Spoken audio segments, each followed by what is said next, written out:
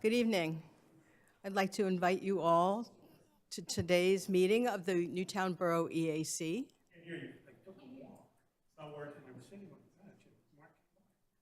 Okay, can you hear me now? All right, okay. So thank you all. Excuse me, they're having trouble hearing in the back. Can you get Christian?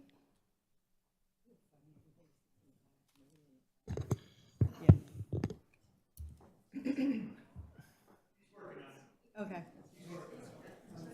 All right, I'll use my outdoor voice. Okay, thank you all for coming. This is a special public meeting of the Newtown Borough EAC. We're going to be discussing a potential ordinance for Newtown Borough that will address single-use plastics. I'm going to turn the meeting over to Catherine Borish, who's been taking the lead on this topic for the last year, maybe more, and she will introduce the topic to you. So I need to hold this down. Hello, everyone. Thank you, really thank you for all of you who are here tonight.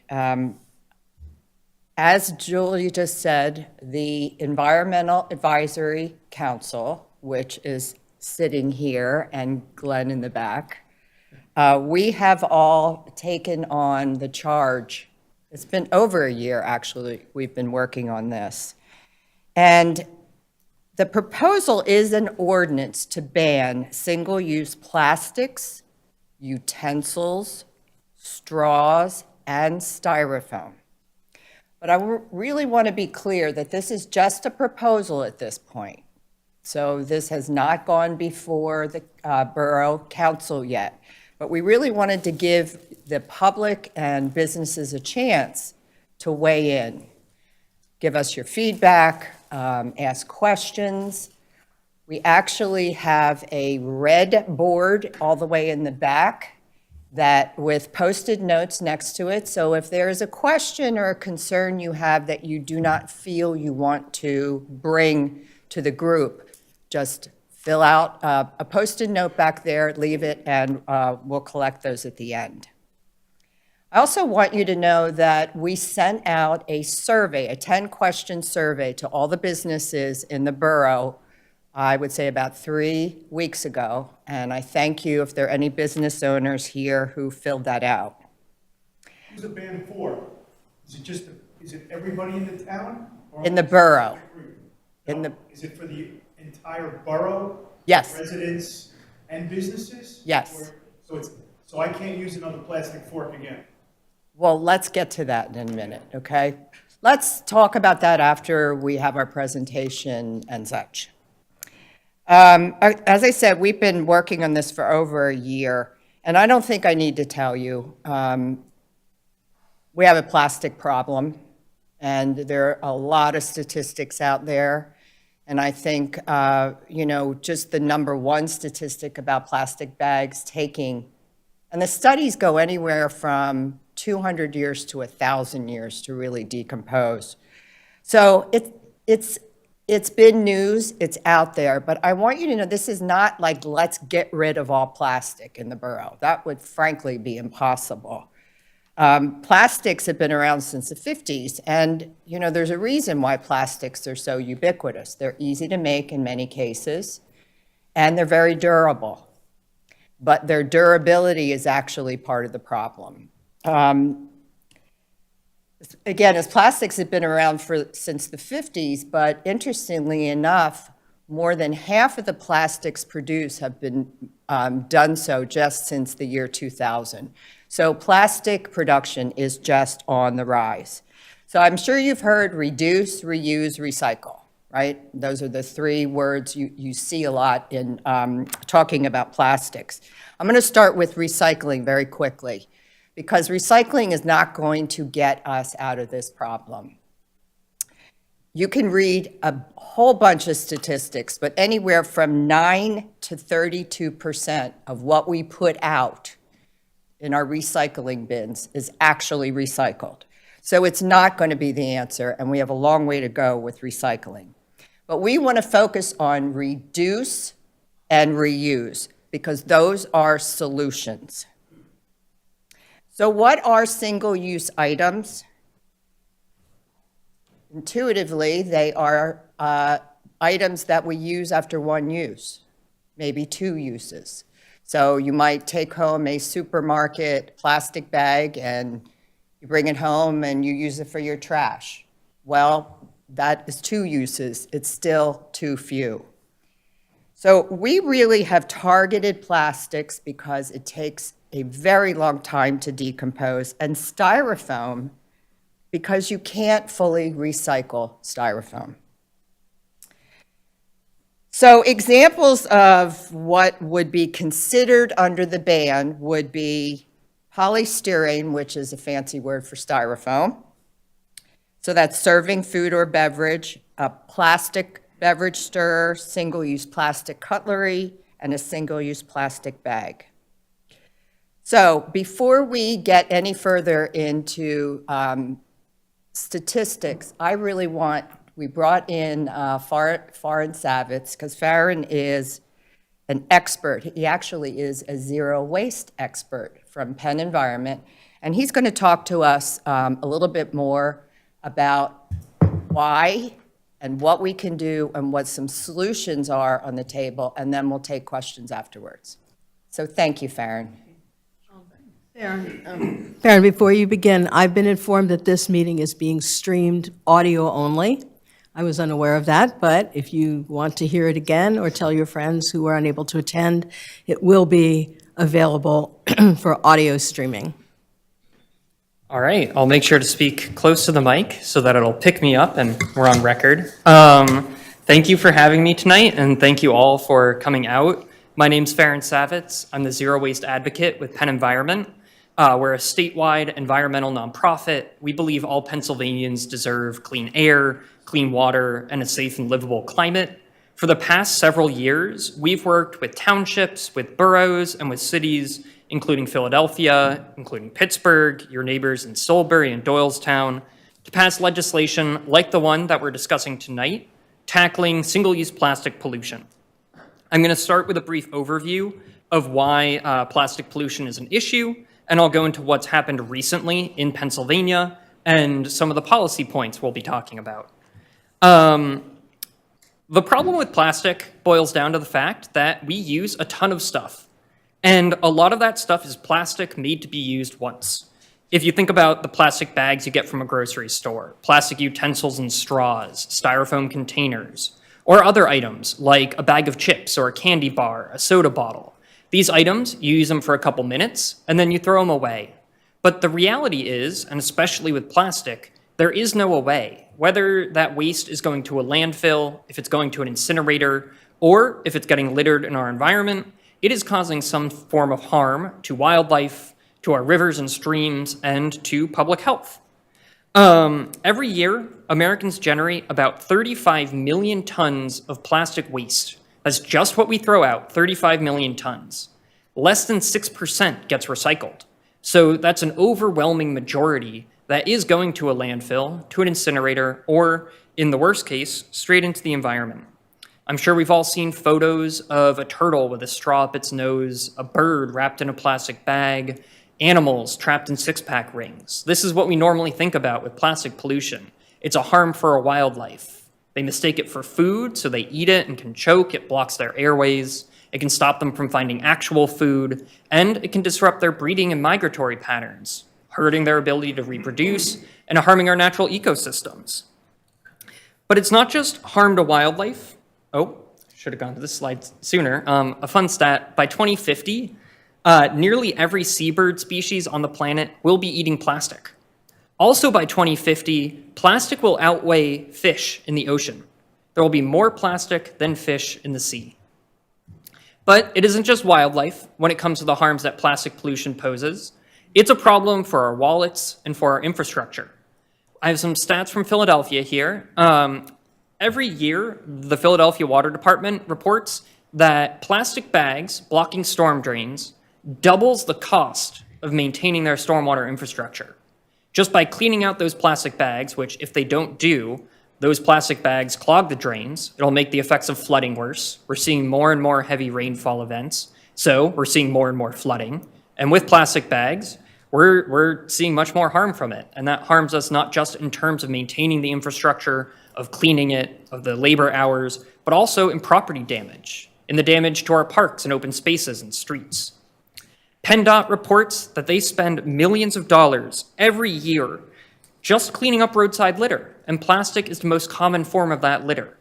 And that's our highways, our bigger roads.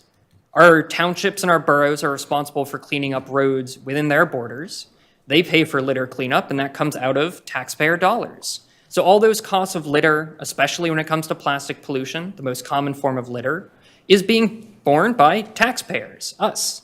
And so it's harming us, it's harming our wallets. But it goes even further. We talked a bit about recycling and about how recycling isn't working great. And part of the reason for that is not all plastic is recyclable. Something like a plastic bag, if you put it in your single stream recycling or your curbside recycling, it's not actually going to get recycled because plastic bags clog sorting equipment, they can jam up machinery, and they can make it harder to recycle all the items that are actually recyclable. So that raises the cost of recycling that we as taxpayers pay. It raises the cost of dealing with other sorts of waste because if less waste is going to recycling, more is getting thrown out, and either that's getting to a landfill or an incinerator, and so the cost of garbage are going up too. So the more of these single-use plastic products we use, the more money we're paying. Again, I jumped the gun on some of these stats, but these are just a few of the stats about what PennDOT spends every year on highway cleanup, what our 9 largest cities spend every year on cleaning up litter and trash. And if our larger cities are spending this much, think about what it's costing our smaller communities, the ones with fewer resources, the ones with less ability to clean up litter than, say, a Philadelphia or a Pittsburgh. One more thing I want to talk about is the effects of plastic on human health. Unlike an apple core or a piece of paper, plastic isn't going to go away in our environment. It's just going to break into smaller and smaller pieces of plastic. And when they get into the size of about a grain of rice, or maybe your pinky fingernail, 5 millimeters, they're called a microplastic. Scientists have found microplastics on Mount Everest. They found them in the deepest parts of the ocean. So literally the highest points on Earth and the lowest. They found it in our air. They found it in the rain, our drinking water, our food. At Penn Environment, we've done testing on over 100 rivers, lakes, and streams all around Pennsylvania. And we found microplastics every single place that we've tested. That includes the Delaware River. We've tested 3 other waterways in Bucks County, found microplastics in all of them. We've tested drinking water in Philadelphia and the Lehigh Valley. We found microplastics in them. Everywhere we've looked, we even tested 50 of the cleanest, most pristine streams in Pennsylvania, the ones that the Department of Environmental Protection calls exceptional value or high quality, the best maintained waterways in the state. And we found microplastics in all of them. It didn't matter if there was litter. It didn't matter if there was visible pollution. Plastic somehow managed to invade all of it. And because it's in our water, we're drinking it in. Because it's in our food, we're eating it. And because it's in the air, we're breathing it. And with these plastic particles that we're ingesting come some health effects because plastic contains chemicals. Some of them are in the plastics either to soften them, to color them, or to change their behavior. You may have heard about the East Palestine train derailment and some of the toxic chemicals that were on that train. Those chemicals were being used to make plastic. And those are chemicals you're ingesting with microplastics as you eat, breathe, and drink them in. Microplastics in our water also suck in contaminants from the surrounding environment. They act like sponges. So toxins that could be in our water are getting absorbed by these microplastics, and now we're eating, breathing, and drinking them too. Some studies suggest we ingest about 5 grams of microplastics every week, just from living our lives. 5 grams is about the weight of a credit card or a single-use plastic bag. So every week, you are eating, breathing, and drinking a plastic bag just from living your daily life. That's why I and municipalities around Pennsylvania have been working to tackle various types of single-use plastics. They're everywhere. We have alternatives, like, especially with bags, we have paper bags, we have reusable bags. With styrofoam, we have cardboard containers, we have reusable containers. With straws, utensils, again, we have reusable alternatives. And they harm our environment at every stage of their lives, from their creation to their use to their disposal. But if we can get rid of these single-use plastics, if we can turn off the tap and stop the flow getting into our environment, we can ultimately put a dent in the problem. So far in Pennsylvania, there are 16 ordinances tackling single-use plastics. All of them cover single-use plastic bags, 4 of them cover styrofoam, and several of them cover straws or plastic utensils. Narberth in Montgomery County was the first to take action. They went way back in 2018.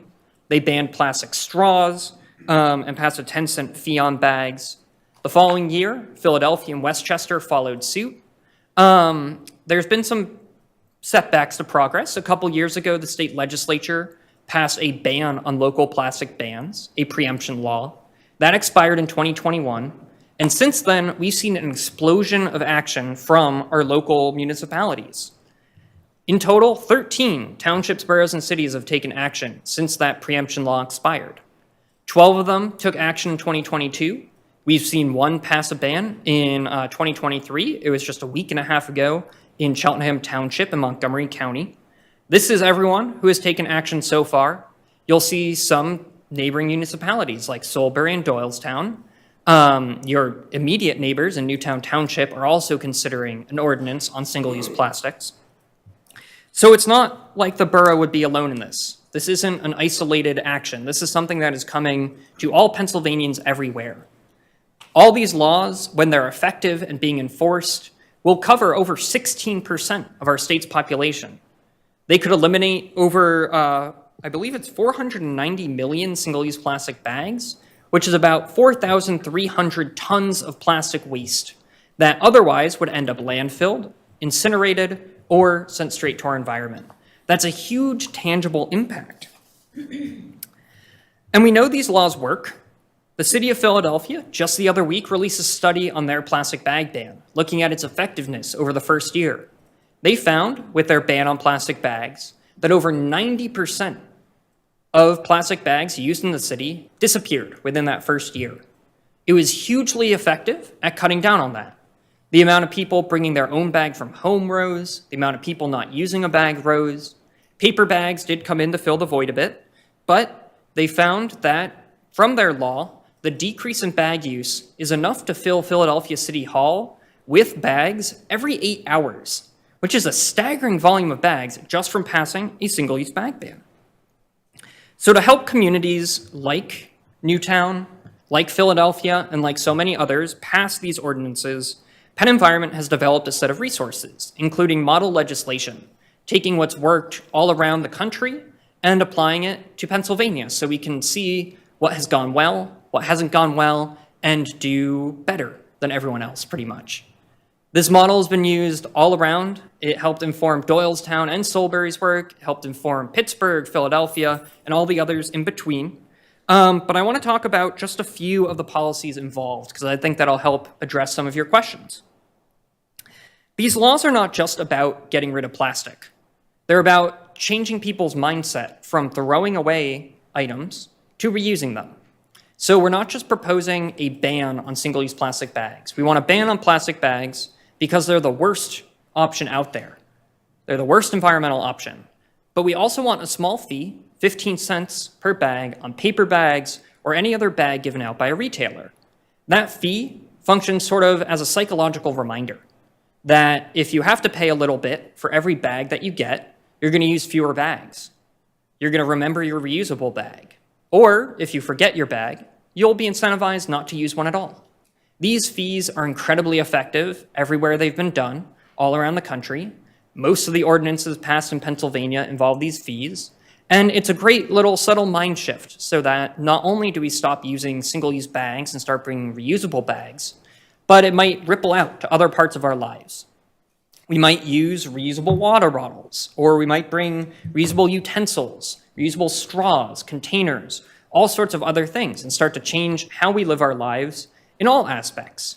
So a plastic bag ban or a ban on single-use products like polystyrene foam containers, restrictions on plastic utensils and straws, they're a first step towards larger change and action. The straws and utensils, because we did have a question I want to address, it's not a ban on straws or a ban on plastic utensils. It's just a shift from having them automatically be available to something we call by request only, where instead of just being handed a straw with a beverage or having a bucket of utensils or straws at a restaurant, or if you get takeout, having a packet of plastic utensils put in your bag, we want to change it so that instead you have to ask for those plastic utensils. So if you need them, they're available. But if you don't need them and you don't really want them, you're not going to get them. That small shift is super effective because it puts a little barrier so that if you're someone, a bird just flew into the window, if you're someone who needs a plastic straw or plastic utensil, you can get one. They're still available. But if you don't need one, you won't think to ask for one, and so you won't be using that plastic product. I want to highlight a few other parts of our ordinance. That fee I mentioned, it would be kept by the retailer. We know that paper bags and reusable bags are more expensive than plastic. That's one of the benefits of plastic. It's really cheap. So retailers getting to keep that fee helps them to bridge the cost so they can switch to the more sustainable alternatives. So not only is it causing the psychological change for shoppers, but it gives a little bonus for the business.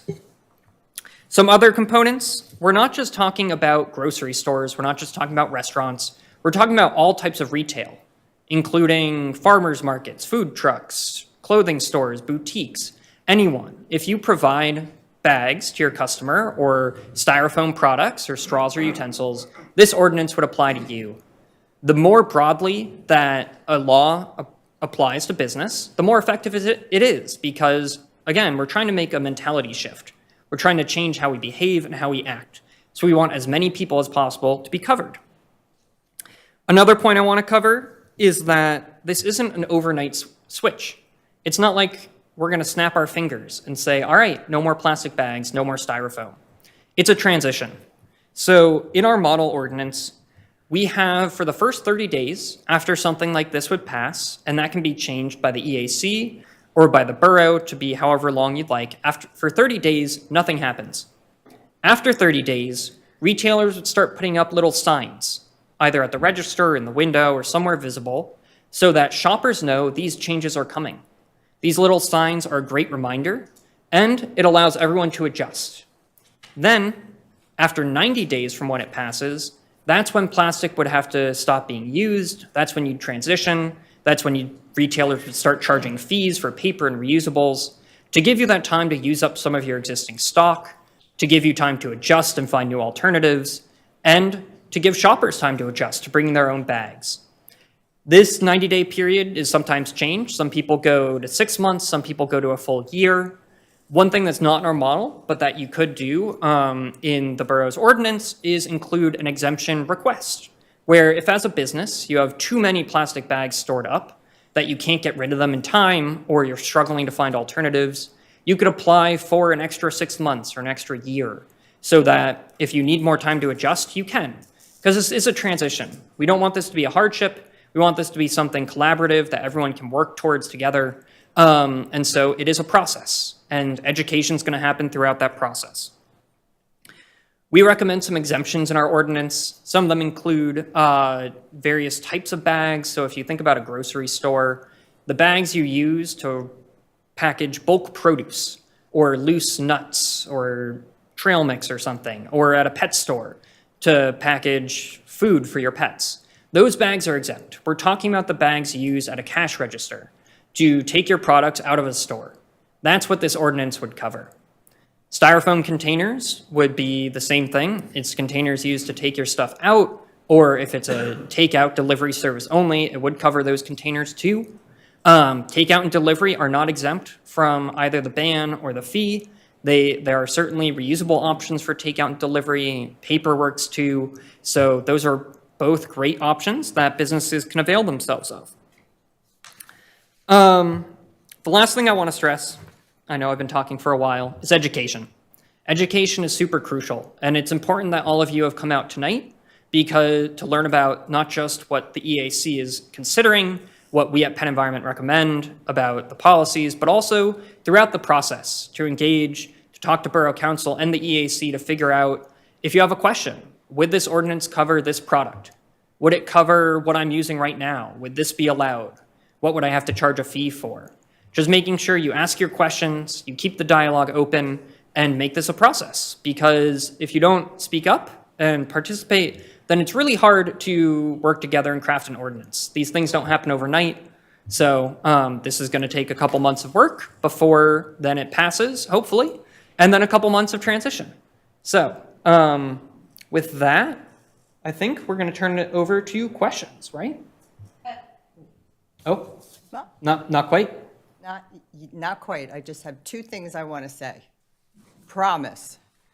I just want you all to know that we at the EAC have been following the Penn Environment templates. So we've been working very closely what Penn Environment has already put out.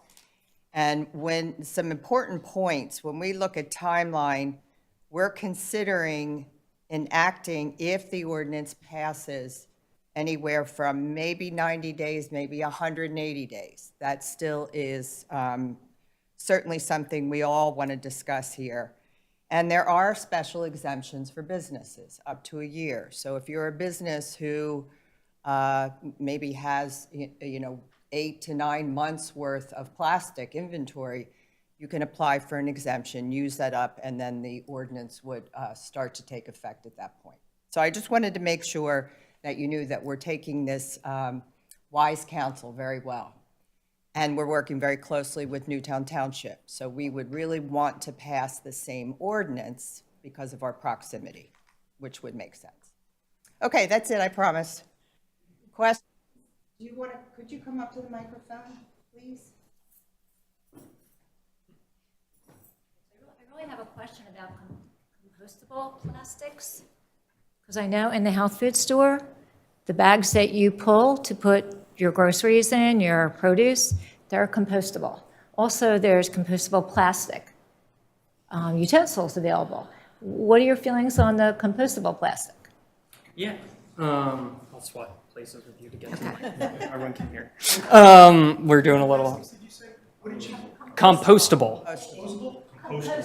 Oh, okay. Yeah. You need to give definitions. So those Whole Foods produce bags would be exempt because the ordinance would not cover produce bags. However, the law, where applicable, would not allow compostable alternatives, biodegradable alternatives, plastic made out of plant or other, biological sources, because most of the time, those alternatives aren't actually that good for the environment. A lot of compostable plastic only breaks down in an industrial scale facility. If you have a backyard compost, or even if you have a farm nearby that accepts food scraps or something, that plastic is not going to break down in that environment for most of these compostable or biodegradable plastics. And the fact remains, they're single use. They take energy to make, they take material to make, and some of them even break into microplastics too. They behave exactly like plastic. So we consider them single-use options, we consider them plastic, and so we recommend banning them too, because we want to encourage people to bring their own options, to use the reusable ones, because when it comes down to it, the best environmental alternative is one you use over and over and over again that you bring yourself. Does that answer the question? That's exactly what I wanted to know. Perfect. Thank you. Great back. question.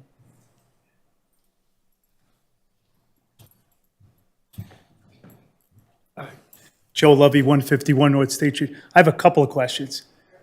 Who is Penn Environment? Who do you report to? I think this is a great presentation, but my first question is have you presented this to Josh Shapiro? When you want to implement change, the fish stinks at the head. We are tackling the bottom of the fish.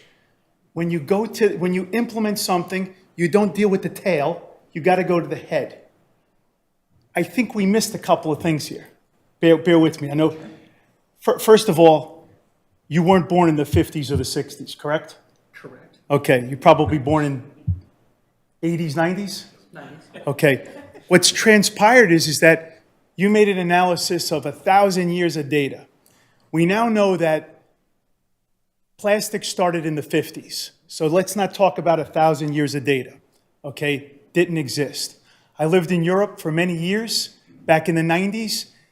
You go into a shopping place, you went in there, it was your problem how you got your goods. There was nothing. But this came from the top. Germany is the size of, basically, you can look at it, Pennsylvania is more or less a country. I believe this presentation and everything that you guys are talking about and the 16 groups that you're talking about creating an ordinance has to go straight up to Shapiro. Who should be in here today is Perry Warren and Steve Senicero. We've got to go straight to the top. I believe we are only focusing on bags. I have no problem with it. But we don't have Acme that lives here, okay? And my attitude is this. I'm just going to go around just to ask everybody,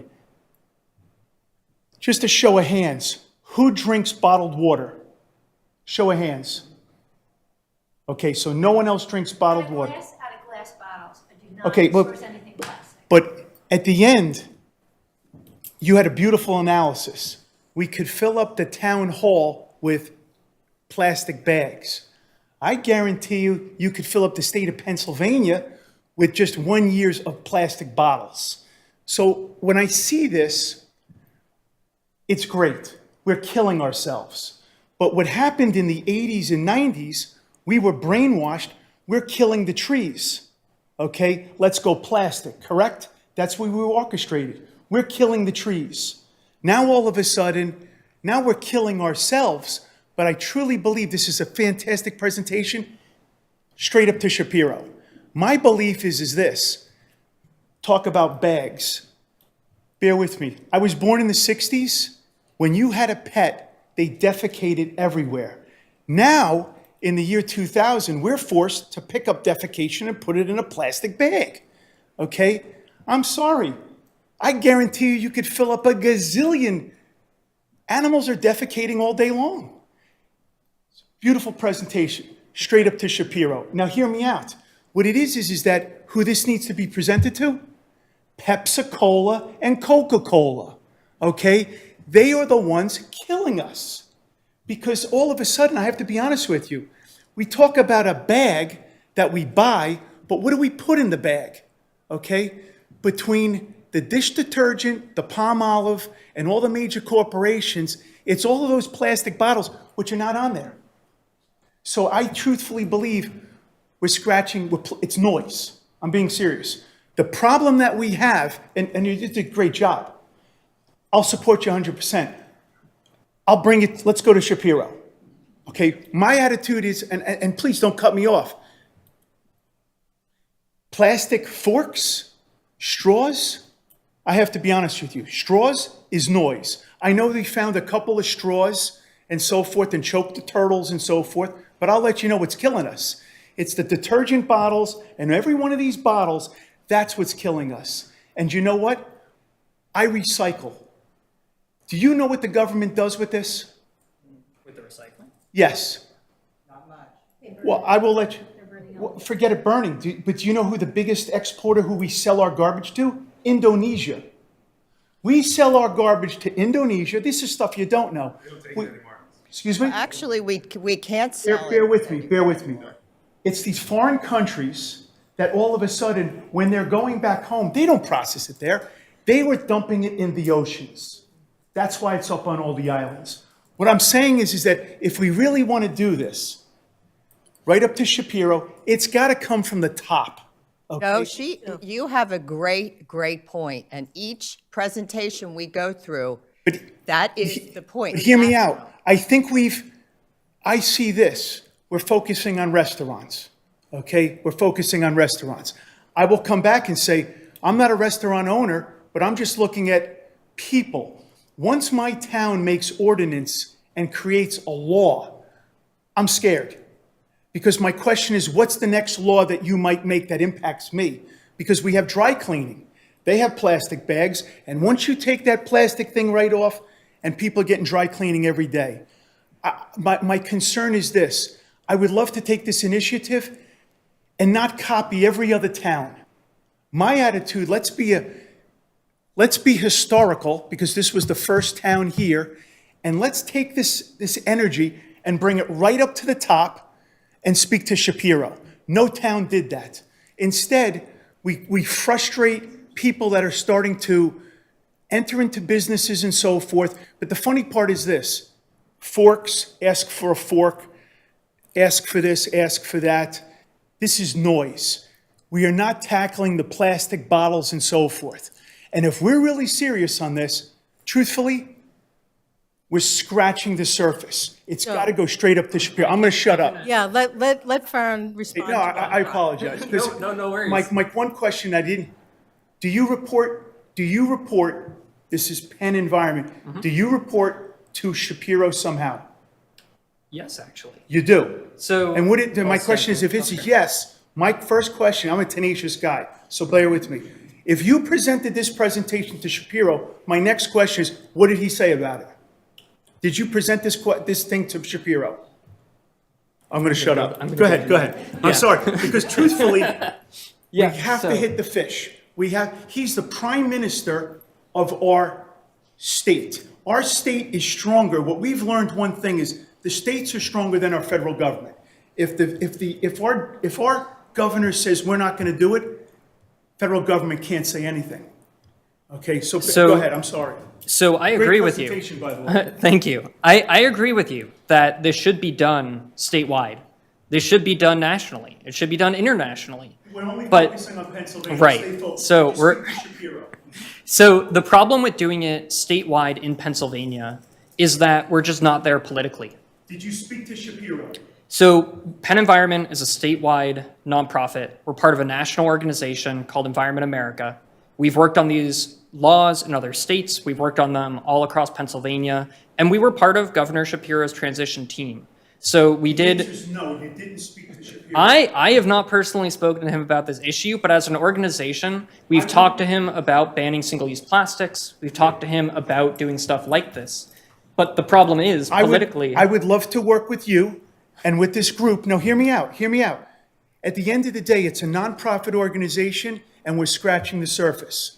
We have to get Perry Warren, who we voted for, and Steve Sinicero. These are our state reps and Senate reps. You need to present it to them, and then they have to present this to Shapiro, and then we hit the fish at the head. Joe, we are going to be starting this on a local level right Hear me out. We've missed the boat. The local level, Perry Warren lives in my town, okay? He lives in Newtown. He is my state rep, correct? Yes. Bear with me. My state senator, Fitzpatrick, that's from a federal side. No, Harris, Excuse me? Harry's in Harrisburg today. Oh, that's fine. But what I'm trying to say is this. I apologize. What I'm trying to say is this. Steve Sinicero is my state senator, correct? Okay. What it is that we need to present this, because no one's done this yet. We need to present this to them, and we need to go to Harrisburg with them as a group, because truthfully, we're scratching the surface. If Joe. we're really serious about it, You are correct that the well, when are should we be going on- to do that? No, but what I'm saying is that the unfortunate thing is in the state of Pennsylvania, there are, it's a very different state in different parts of it. And as a state, has much more difficulty passing these types of ordinances. And it's been. You hit me in the heart. Not just this issue, but other issues where the borough and other municipalities have had to take the lead on a local level so that the state House and Senate will see that it's an issue that has support, and then they pass it on a state level. I will let you know This is not something. the only issue. This gentleman did such a great job presenting this, and those things are there.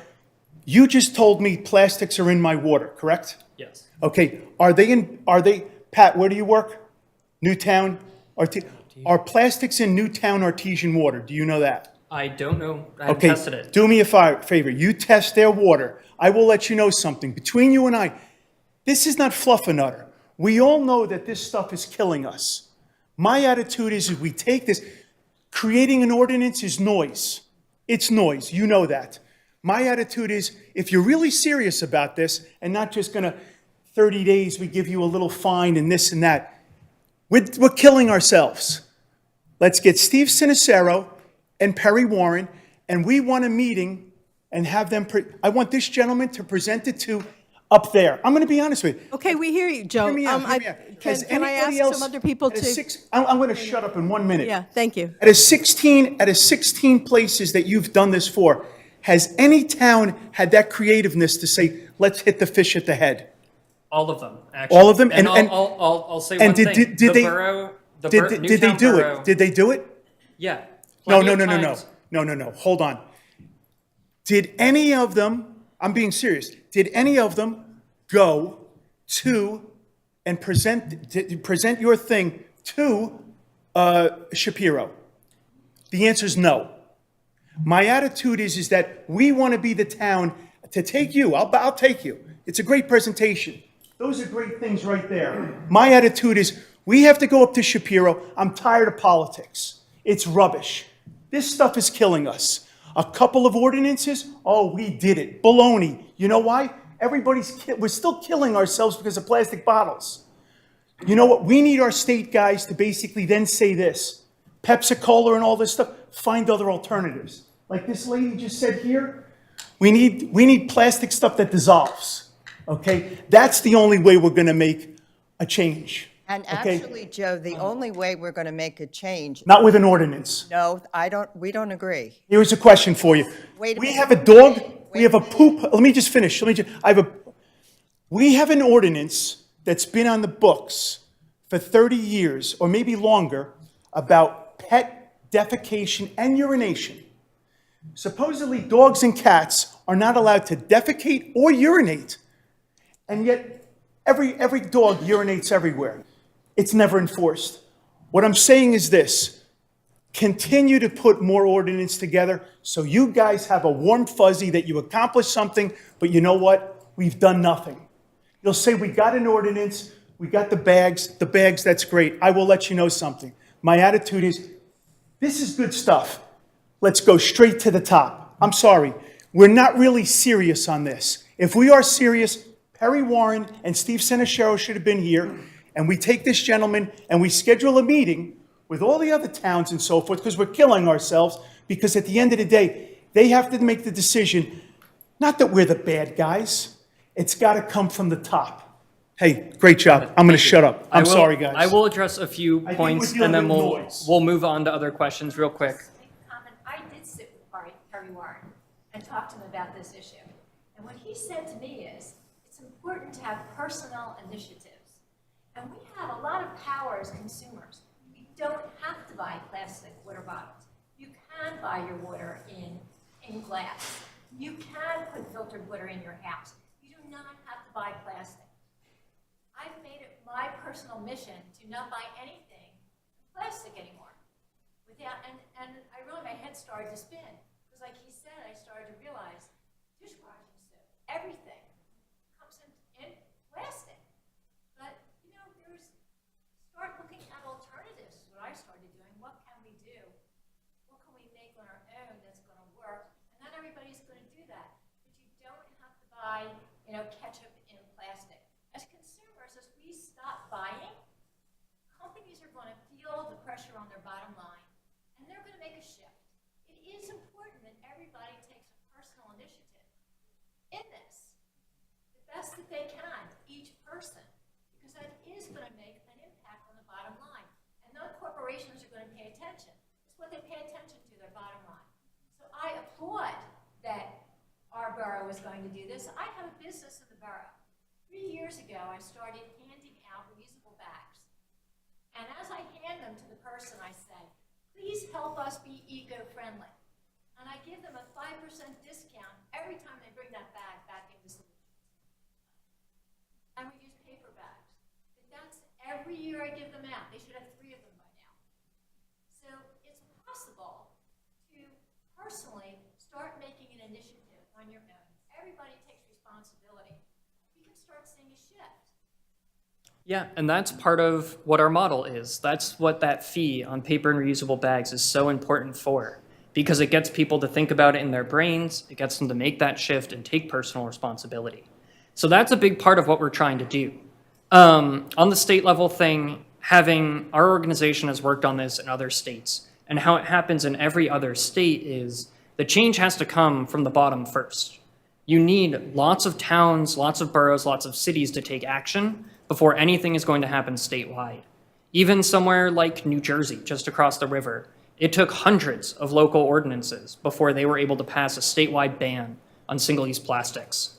And I mean, that's what the EAC is trying to do, that's what the borough is trying to do, tackle the problem the way they can and take action moving forward.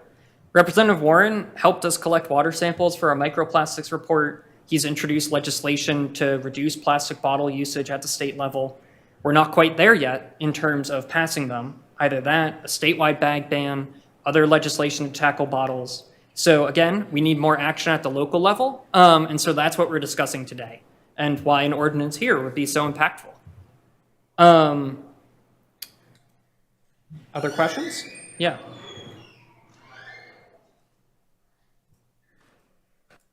Any other questions, comments? For the record, my name is Elisa Shagaradsky. I live locally here. I run a company called Ecosystems. We are a third-party warewasher. So we are like kind of trying to address the plastic problem where it starts, which is at the consumer level, in grocery, event spaces, hospitality. We circulate containers. We keep things in circulation as to keep them out of the waste stream. We have this year circulated tens of thousands of containers. And to address your point, Joe, did you say your name was Joe?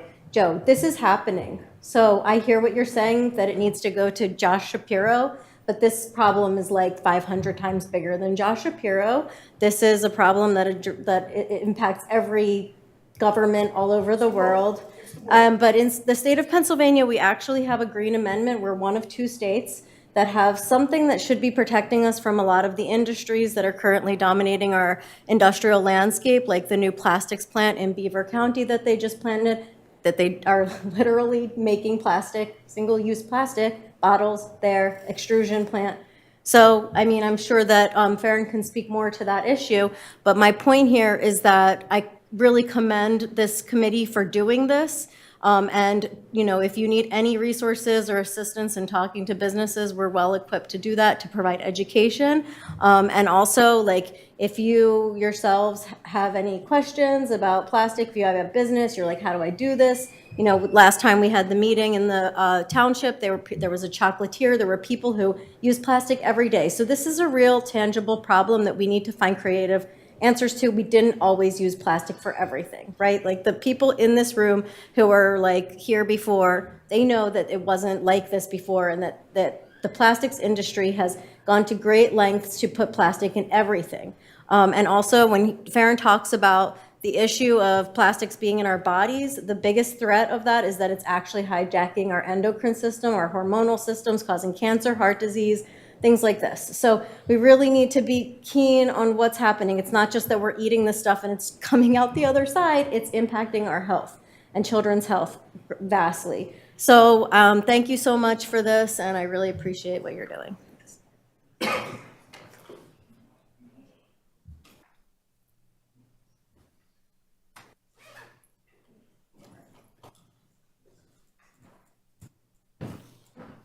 So Joe had a couple good points. About the recycling and incentives. Actually, the young woman right there had a good point about recycling. And, you know, this is, it should be up to the businesses, the American way, is to give people options. You know, I don't like Joe was just saying, I don't like when I hear bans and ordinances and mandates. I think if we learned anything over the last few years is that bans and mandates don't always have the effect or the outcome that we anticipated, right? You know, for example, where are most of these plastics made? U.S., Australia, Germany. If you ever gone to Jersey, you've seen the Wawa bags, because they don't have plastic bags anymore. They have those reusable ones. They're all made in China. They're plastic too. And they're plastic too. That's right. Yeah. The other thing that this gentleman had a very good presentation, didn't mention, is about carbon footprint, right? In this studies to show that the reusable, like cloth bags, have a larger carbon footprint than these, whether you got single-use bags. And I think that's kind of a misnomer. They call them single-use bags. I think to put them in the same realm as like plastic utensils and takeout containers. I think how many people have used a plastic bag more than once, right? Pretty much, I think everybody, right? I think there's studies that are shown in the UK and US that 80 to 90% of people have reused them more than once, right? So I think instead of banning, I think a better option, like this one was saying over here, is to give people options where, and matter of fact, you were mentioning it too about there's a problem with the recycling. They get caught in machines and this and that, right? I think we've all seen most supermarkets have a place where you can bring back your plastic bag, right, and recycle. So instead of having the recycling companies take that on, or they can't take it on, why don't we do that ourselves? Bring the bags back to where places will take those recycling, right? You take it back to the supermarket. And maybe the supermarkets can have some kind of incentive. For every 100 bags you bring back, or whatever, you get some kind of loyalty points or something like that, right? And then you mentioned about microplastics, and I just want to add another element that even on NOAA, right, National Oceanic and Atmospheric Association, has said, you could go on the website, it says that as an emerging field of study, not a lot is known about microplastics and their impacts yet. So I'm not saying we should just keep using plastics, but I think let's not find a solution to a problem, right? I think there's still a lot of studies that need to be made on the impact of microplastics. I don't like to hear bans and ordinances and mandates, but I do. I mean, these plastic bags, there's nothing that makes them special that they can't be recycled. It's polyethylene, same as any other plastic, right? But if the problem, because it sounds to me, the problem is a sorting problem, well, let's have a collection place and incentivize people to bring them back and recycle, right? I think that's the American way.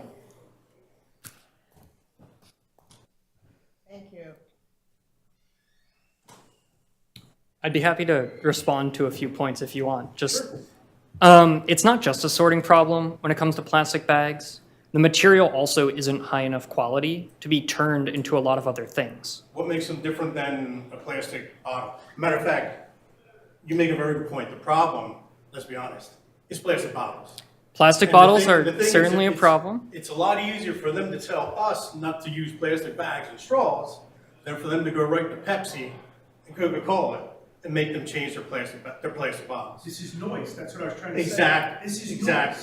But it's easier to tell you what you can't do than to tell Pepsi and Coca-Cola what they can't do. This is a So fantastic we- presentation. We are working on the bottle problem at the state level. It's not something you can really tackle as much on the local level. We're working on trying to get companies to change their behavior. And bottles are a huge problem, I agree. I mean, let's But just- we're looking at what plastics that the borough can actually tackle. When you drive So if- around, when you drive around and you see plastics in the street, are they plastic bags and straws? More times than not, they're plastic bottles. Actually, there are many plastic bags you can see floating in the trees and littering our streets, but this I would is say also, from a weight standpoint, this it's is- mostly plastic this bottles. is also about changing consumer behavior. And I think you were saying about just little things that we changed, not using single-use bags, thinking about straws. It's thinking, do I want to purchase this plastic bottle? Isn't that the same reason why I'm bringing my reusable bags into the store? It is absolutely customer and consumer habits and behavior, and that's where we're trying to make a difference. Instead of charging people 15 cents for every plastic bag, incentivize them. Incentivize them to recycle. Incentivize them to purchase different options. My concern is this with this ordinance of using bags. I guarantee you, if I go around before we put out garbage, everybody in this town, I don't do it, everybody in this town buys a plastic garbage bag to put all their garbage into it. Are we banning that? No. We've got to This is where- start somewhere. Is that next? Well, no, but what I'm trying to say though is that at the end of the day, what's killing us are the plastic bottles and so forth. We even focused on a little thing of bags. I will let you know something, like I said, Europe, I lived there for 5.5 years. Europe hasn't even been, you go to a grocery store from a cult, that's why I said go straight to the top. Anytime you go to any grocery store, it's your responsibility to pack your own things. There's no more bags. You either take a box or you take a plastic crate, which is collapsible. That's got to come from the top. It could be done like that. Okay, I'm being serious.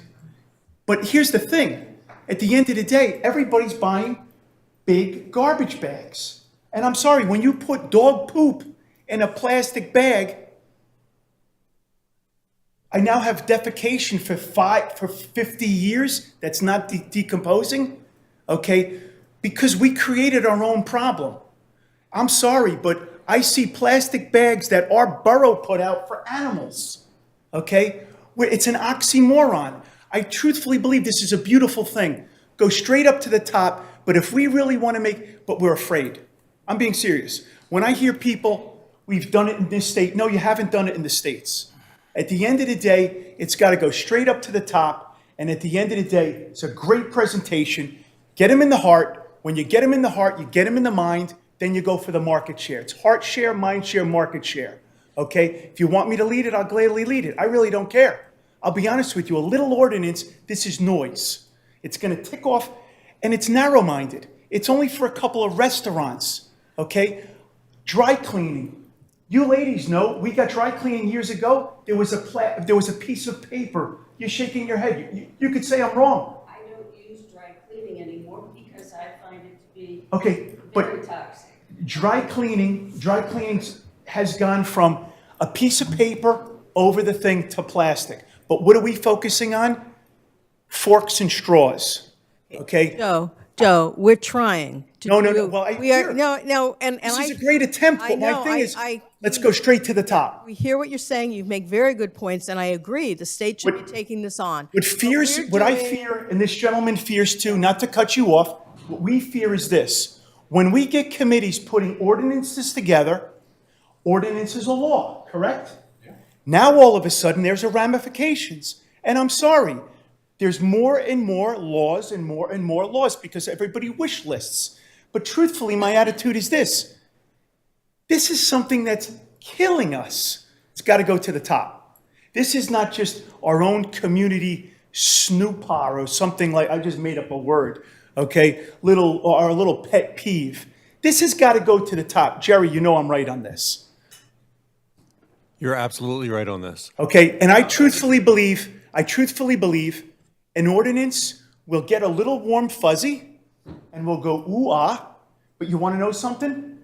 We're still killing ourselves because the plastic bags is noise, and you know the plastic bags that we put in our thing, guess what? They're going to dissolve faster than the garbage bag that you're filling up that Lek and Republic and Whitetail takes and so forth, and cleaning up our leaves. But guys, if you're really serious on this, I will help you go to Perry Warren and take this to Harrisburg, if you're serious. Otherwise, I think what scares me with ordinances, what's the next ordinance going to be? It's going to come from the HARP board that's going to say, if you do this to your house, you can't. I'm tired of little ordinances. This is killing us. When something's killing me, go straight to the top and I'll support you. This is a little noise ordinance, and I don't want to see my town create any more ordinances that doesn't. It's only for the restaurant people. Because I'm sorry, this lady's trying and I'm doing it, but we all grew up, everybody here grew up, we never used water bottles. We drank out of the tap. Pat Foster will tell you, that water from Newtown Water Authority is the best water that we ever even drank. Okay, I know that for a fact. Put it in a glass bottle, I guarantee it tastes better than any of that other crap. But what do? We keep on going over and buying more and more plastic bottles, Coca-Cola and so forth. If we're really serious, go straight to the top. And now in this day and age, I guarantee you we could get I've seen people march Washington, D.C. for stupidity. For stupidity. This is killing us. This is not because of I'm a Democrat, I'm a Republican. This is serious stuff. Go to Washington, D.C. I'll do that with you too. Joe. I'm being serious. I'm sorry. So Joe, I completely agree with you about the state level. But I also respectfully disagree that, that this is fluff. Everybody has a personal accountability for the environment, and everyone should be doing the right thing. And the borough can set an example by putting in an ordinance, and I don't like the word ban either. Maybe we reframe it as you know, environmentally friendly packaging or something. Joe, I have the. That's what, you have the time. You have the time. And so I think it's not a single silver bullet of getting to Josh Shapiro to change things. It's got to be a multifactorial, all communities put everything they can against this. And you're right, the plastic bottles, I don't use water bottles any longer, and we should be educating, and we should be stopping using those plastic bottles. But it's not fluff, this idea of us trying to do something at the borough level. And you're right, I don't like more laws and ordinances.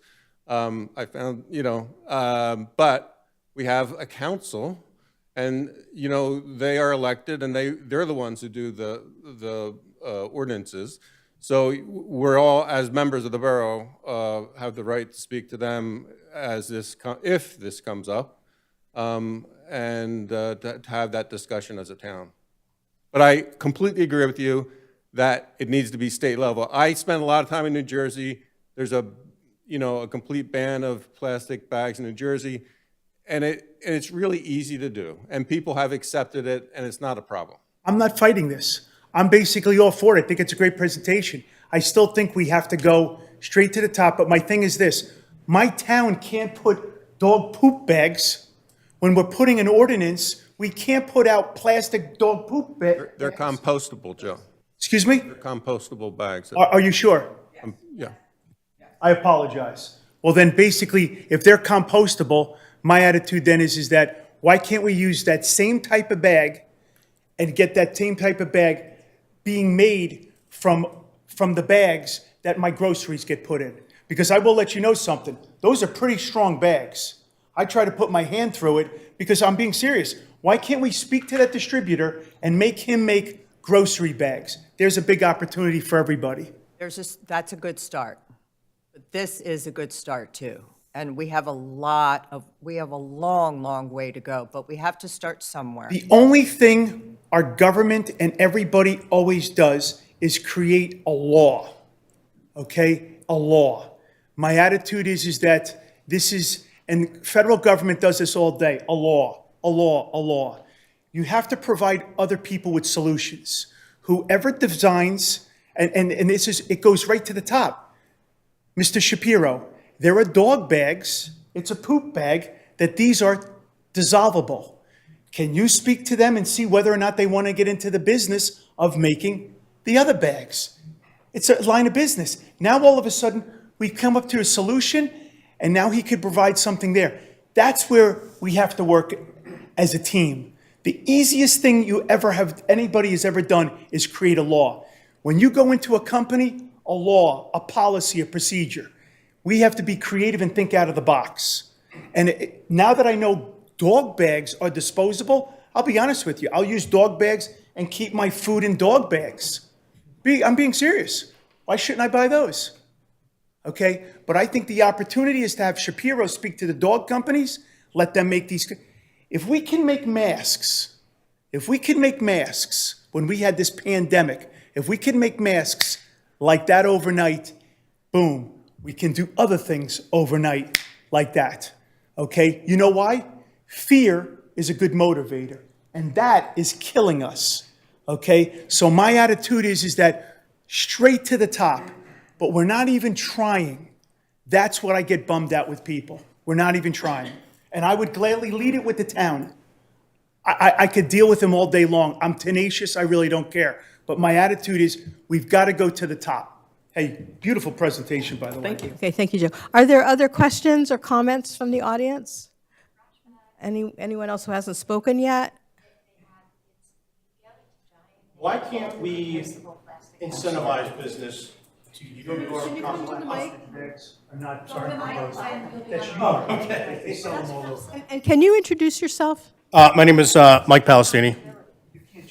Why can't we incentivize businesses to switch to the compostable bags? I mean, if they're more expensive, I'm sure they are, right? Can't we give businesses some kind of tax cut or something like that to switch to compostable bags? Still single use. Not just regular paper. It's still single use. So, but they just said it's okay for the poop bags. Thank you. Gerard took the words right out of my mouth. It's better than the alternative right now. What's better than the alternative? The compostable, Right, so it's can better than the can alternative. we start with that?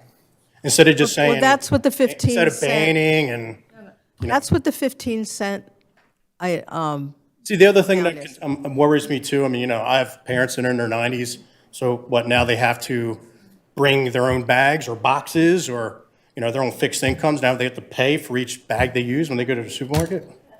I mean, these are some of the things, like I mentioned, about some of the unintended consequences that I'm not sure everybody's kind of thought it all through when we go through these bans and mandates and ordinances. There's actually data on that shows that people who are the mic, please.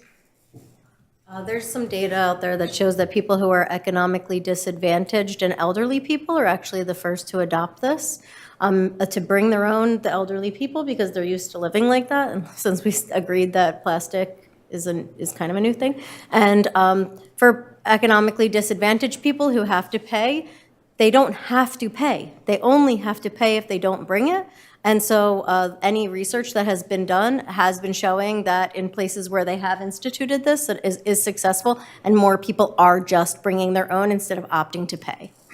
And what research is that? If you want to give me your information, I'll send it. I think McCaffrey's gives you a discount if you bring your own bag now. So, Many stores do. yeah, so. So it sounds like the market's kind of figuring it out on their own. And I have to say that there are quite a few businesses in our area that have already started shifting away from plastic. I've commended those restaurants when I've had takeout and it's come in aluminum or it's come in paper and not in styrofoam, and I've thanked them. And I think that that's also one way to encourage. I think that there is a movement afoot. Even if you go into CVS, CVS asks you if you really want your receipt. Well, if you get your receipt by email, you've saved a lot of paper. They actually asked me the other day, do you want a plastic bag? And I said, no, I don't, but thank you for asking. So those are the kinds of things, the behavior changes, and I think we need to really support those behavior changes when we hear them. We also have on the table behind, in one of the round tables, we just have examples of utensils that would be allowed, I guess I'll say. They're made of bamboo. We've got some cornstarch products back there. I mean, that industry is exploding right now because so many communities and people, even not even communities, but people are interested in reusable products. So that is really a movement afoot. So the alternatives are getting greater and greater every day. Farron, is there anything else you wanted to say while we wrap up? I mean, I'd be happy to keep answering questions if people want to come up to me afterwards. I know I have several things you brought up I can talk to you about as well, that you had questions, but yeah. I have a question for you, Farron. Is there any talk about at the state Alyssa, level? could you come? Sorry. Yeah, we're recording this, so if Is you're there on the any, mic- oh, sorry. Is there any talk at the state level about providing like capital incentives or any kind of rebates for businesses who are trying to do this, restaurants and food service establishments, since they do come at a higher cost?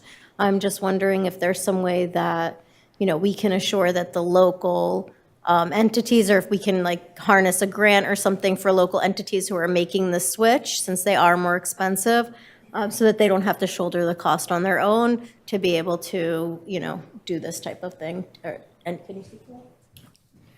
I haven't seen any state level grants like that or funding opportunities. There are often EPA grants, DEP grants, or other grant funding available to counties and municipalities for waste reduction initiatives by a borough or a township. And that could be used for it, I guess. If the borough were to apply for a grant, they could then use that funding to help. Sometimes the county does it. I know in Easttown Township in Chester County, they worked with the county and the Chester County Solid Waste Authority to get reusable bags that before their ban went into effect, they made sure they were able to hand out these reusable bags to a bunch of people in the township so that people who needed the bags had them and they could avoid the fee when they went shopping if they just brought the bag with them. So that is something that can be explored. That's normally done during the transition period rather than in the planning process, but you had a question, right?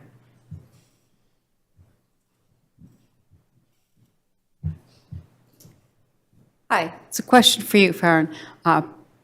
We talk about the takeout containers and the utensils.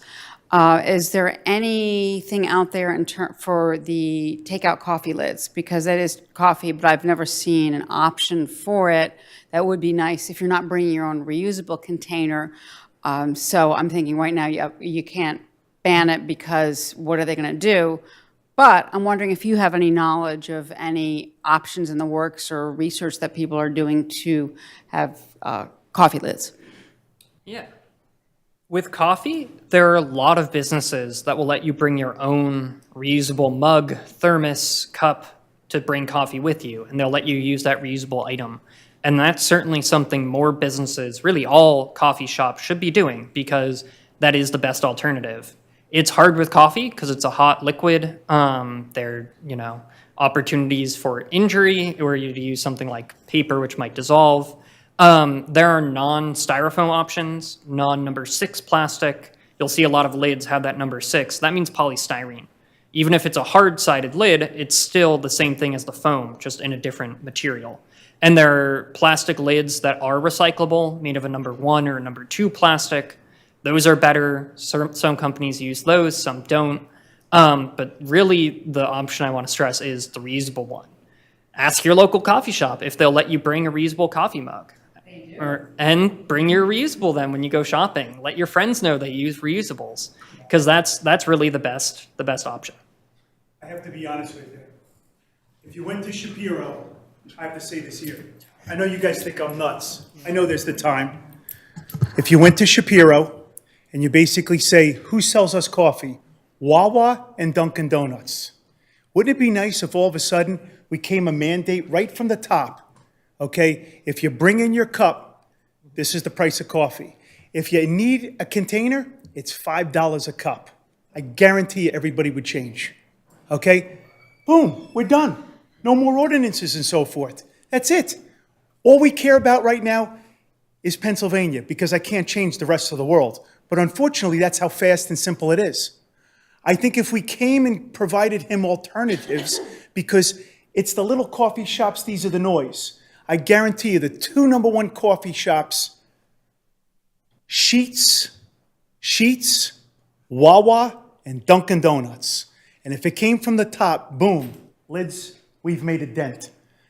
These, for me, are quick solutions to give to Mr. Shapiro, okay? If you ask me, bamboo grows so fast, create bamboo groves, but at the end of the day, no one wants to do that, okay? We have to create incentives, and he then has to work with others to all of a sudden hit the plastic bottles. Because I'm sorry, plastic bags is noise because all of that other stuff that's there, it's not plastic bags. I'm sorry, guys.